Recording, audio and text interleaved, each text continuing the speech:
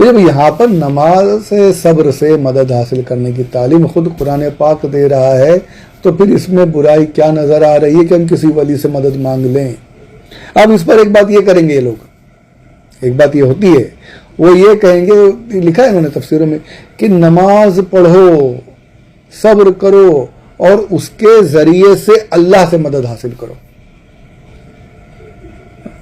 ابھی وہ یہی وسوسہ ہے ان کا، یہی بات کریں گے، نماز سے نہیں، صبر سے نہیں، نماز اور صبر کے ذریعے سے اللہ سے مدد حاصل کرو۔ ارے چلو بھائی، ہم نے یہ بھی مان لیا، ہم نے یہ بھی مان لیا، تمہاری اس بات کو بھی مانتے ہیں، وہ بھی تمہارے اوپر ہی خلاف میں جائے گی، چلو آ جاؤ، اس پر بھی آ جاؤ۔ نماز کے ذریعے سے، صبر کے ذریعے سے اللہ سے مدد مانگنی ہے، تم یہ کہہ رہے ہو نا، ٹھیک ہے۔ اور یہ حدیث میں بھی ہے، اعمال کے ذریعے سے، اعمال کا وسیلہ لگا کر کے، وسیلہ ہی ہوا نا، وسیلہ ہی ہوا نا کہ یا اللہ میرا یہ، حدیث میں پوری حدیث شریف میں جو بڑی تفصیل طویل حدیث ہے، یہ بخاری شریف کی حدیث ہے، 3 مزدوروں کا واقعہ جو آپ سنا بھی ہوگا آپ نے، کہ پھنس گئے تھے غار میں اور پھر پتھر آ کر گر گیا، تو تینوں نے اپنے اپنے اعمال کا وسیلہ دے کے، یا اللہ میں نے یہ عمل کیا، اگر یہ خالص تیرے لیے تھا، اگر یہ صحیح عمل تھا، تیری بارگاہ میں قبول ہے تو ہمارے لیے راستہ کھول دے۔ وہ پتھر ہٹتے گئے، تینوں نے اپنے اپنے عمل، بڑی طویل حدیث ہے وہ، اور بڑے عبرتناک اور بہت ہی درس ہمیں ملتا ہے اس حدیث پاک میں۔ تو ان مزدوروں نے اپنے اعمال کا وسیلہ دیا اللہ کی بارگاہ میں، اور پتھر کھل گیا، ہٹ گیا، راستہ کھل گیا، باہر نکلے۔ تو اعمال کے ذریعے سے، اعمال کا وسیلہ دے کر اللہ کی بارگاہ میں دعا کرنا، یہ ثابت ہے، حدیث سے بھی ثابت ہے۔ اور اگر جیسے آپ نے قرآن کی اس آیت کا ترجمہ اگر آپ کرتے ہو کہ صبر اور نماز کے ذریعے سے، اس کے وسیلے سے اللہ سے مدد مانگو، تو اس کے حساب سے ثابت ہو گیا کہ نیک اعمال کے وسیلے سے اللہ کی بارگاہ میں دعا کرنا ہے، اللہ کی بارگاہ میں دعائیں مانگنی ہیں۔ تو مجھے بس اس بات کا یہ جواب دینا، میں آپ کے اس ترجمے کو تسلیم کرتا ہوں۔ چلیے اب اس بات کا جواب چاہیے کہ ہماری نماز چاہے ہم کتنی ہی اچھی پڑھ لیں، کتنی ہی خشوع و خضوع کے ساتھ بالکل ایک دم پوری رات کھڑے ہو کر نماز پڑھ لیں، ہم دن بھر روزہ رکھیں، نفلی روزے بھی رکھیں، دن رات ہم نماز میں روزے میں لگے ہیں، کیا کوئی بندہ اس بات کی گارنٹی دے سکتا ہے کہ ہمارا یہ نماز اور ہمارا یہ روزہ، ہمارا یہ عمل قبول ہو گیا ہے؟ کوئی گارنٹی دے سکتا ہے؟ چلیے آپ دیوبندیوں میں سے ہی کوئی، وہابیوں میں سے ہی کوئی گارنٹی دے دے کہ ہاں میری نماز قبول ہے، میں دعویٰ کرتا ہوں یہ قبول ہو گئی، میرا یہ روزہ قبول ہے، دعویٰ ہے میرا۔ نہیں نا، نہ کوئی دیوبندی وہاں بھی گارنٹی دے سکتا ہے، نہ ہم اہل سنت والے نہیں دے سکتے گارنٹی۔ یعنی ہم اعمال تو کریں گے، پر اس کا ہمیں یہ پکا، ہم یہ یقین بھی رکھیں گے اللہ قبول کر لے، پر ہم اس کی گارنٹی دعویٰ نہیں کر سکتے کہ یہ قبول ہو گئی۔ تو مجھے جب ایک بات یہ بتائیے کہ جب ہم جس چیز کا ہمیں پکا ثبوت، دعویٰ نہیں ہمارے پاس کہ ہماری یہ چیز، ہمارا یہ عمل قبول ہو چکا ہے، ایک یقین ہے، ایک امید ہے کہ یہ قبول ہو گیا ہوگا، تو جو ایک امید والی چیز ہے۔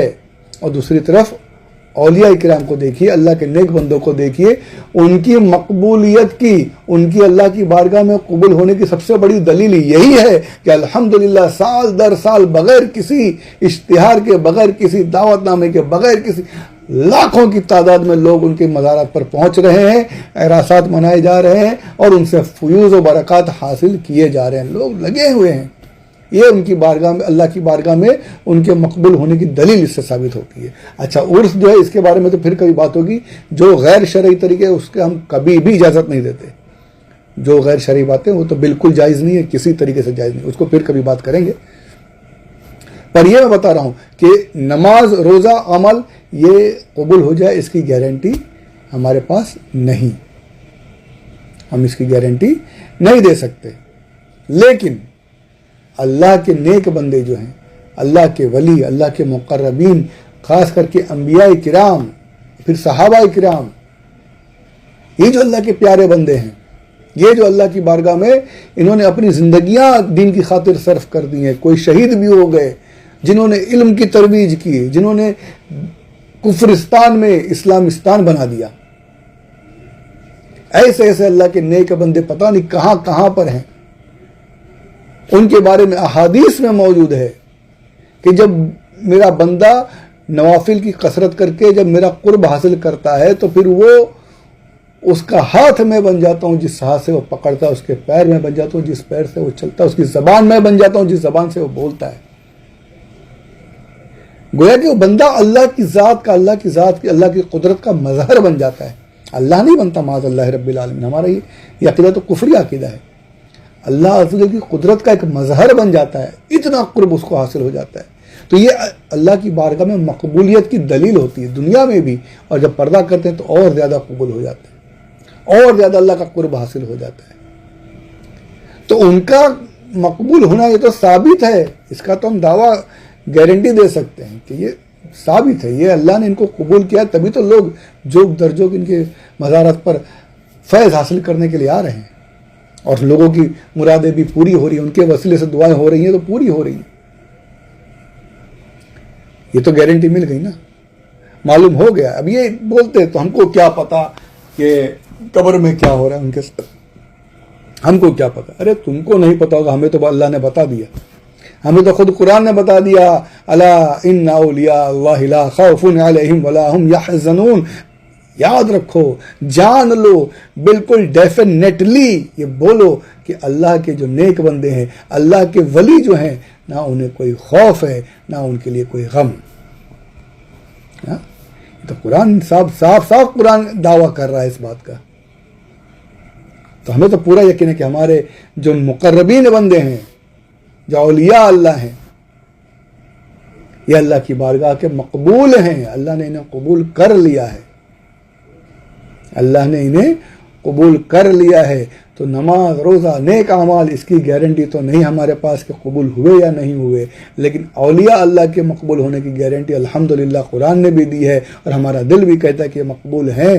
تو ایک چیز جو ابھی قبول نہیں ہوئی، یعنی پتہ نہیں قبول ہوئی یا نہیں ہوئی، گارنٹی نہیں ہے، اس کا وسیلہ لینا جب جائز ہے، تو جس کے بارے میں پتہ ہے کہ یہ مقبول ہیں، یہ اللہ کی بارگاہ کے مقرب بندے ہیں، یہ اللہ کے نیک لوگ ہیں، یہ اللہ نے انہیں قبول کر لیا ہے، تو پھر ان کا وسیلہ لینا یہ کیسے ناجائز ہو گیا؟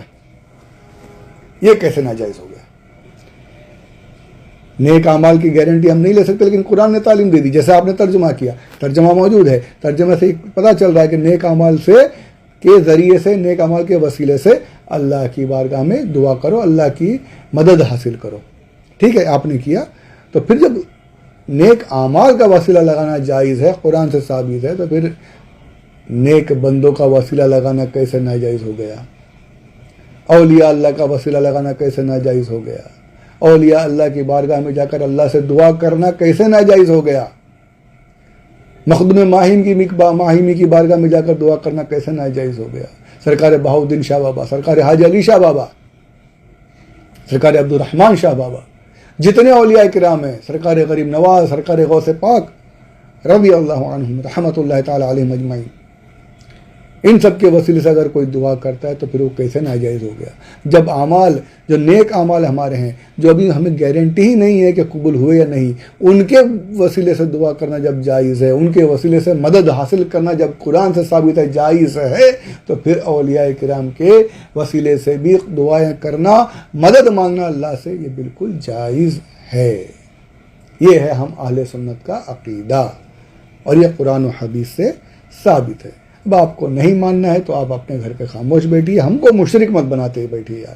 جب آپ ہم کو مشرک بنانے کی کوشش کرو گے تو ہم اس کا جواب دیں گے. آپ کو ماننا ہے مانیے، نہیں ماننا ہے مت مانیے، ہمیں مشرک مت بناؤ. بس ہمیں ان سے فیض مل رہا ہے، ہم فیض حاصل کرتے رہیں گے، اور اللہ عز و جل ان کے فیض سے، ان کے صدقے میں ہم پر کرم کرتا رہے گا. الحمدللہ، یہ ہمارا عقیدہ اور یہ ہمارا ایمان ہے. الحمدللہ، اللہ کے نیک بندے اللہ کی ذات کے مظہر ہیں، اس کی قدرت کے مظہر ہیں. اللہ نے اپنی رحمت کے ذریعے سے ان کو یہ قوتیں، یہ طاقتیں، یہ اختیار عطا فرمایا ہے، جس کے ذریعے سے وہ اللہ کی عطا سے ہماری مدد کر دیتے ہیں، ہمارے لیے اللہ کی بارگاہ میں دعا کر دیتے ہیں. یہ کوئی شرک نہیں ہے.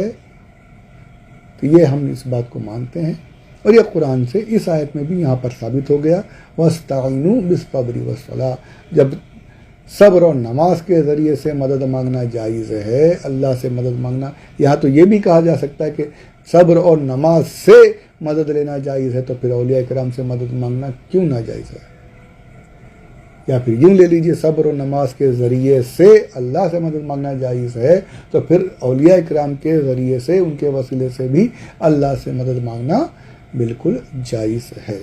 تو یہاں پر اس گفتگو کو مکمل کرتے ہیں۔ ایک ضروری عقیدہ تھا، ایک ضروری مسئلہ تھا جو بیان کرنا ضروری تھا، اس لیے طوالت سے اس بارے میں گفتگو ہوئی ہے۔ آگے انشاءاللہ اس آیت پاک کے بارے میں اور باتیں کریں گے۔ سنیں، یاد رکھیں، سمجھیں، لوگوں تک پہنچائیں، شیئر کریں، چینل کو سبسکرائب کریں اور دعائیں کریں۔ آپ لوگوں کی دعاؤں کی بہت ضرورت ہے، مجھے بہت زیادہ ضرورت ہے۔ اس وقت بہت بڑی تکلیف میں چل رہا ہوں، تکلیف یا بہت بڑا امتحان سمجھ لیجیے، پوری فیملی کے ساتھ ایک بہت ہی سخت شدید ترین امتحان کا ماحول ہے۔ آپ لوگوں کی دعاؤں کی بہت ضرورت ہے، پتہ نہیں کس کی دعا قبول ہو جائے اور میرے لیے آسانیاں ہو جائے۔ دعا کریں کہ اللہ تعالی آسانی عطا فرمائے، مجھے، میرے بیٹے کو، میرے گھر والوں کو اللہ آسانی عطا فرمائے، اور کوئی ناگہانی بات نہ ہو، اللہ سب خیر کرے۔ خاص طور پہ دعا فرمائیں، بہت ضرورت ہے آپ لوگوں کی دعاؤں کی۔ پروردگار ہم سب کی دعائیں قبول فرمائے اور ہم سب کو آسانیوں کے ساتھ زندگی کی، ایمان کے ساتھ زندگی گزارنے کی توفیق عطا فرمائے۔ آمین بجاہ النبی الامین صلی اللہ علیہ وسلم، وما علینا الا البلاغ المبین۔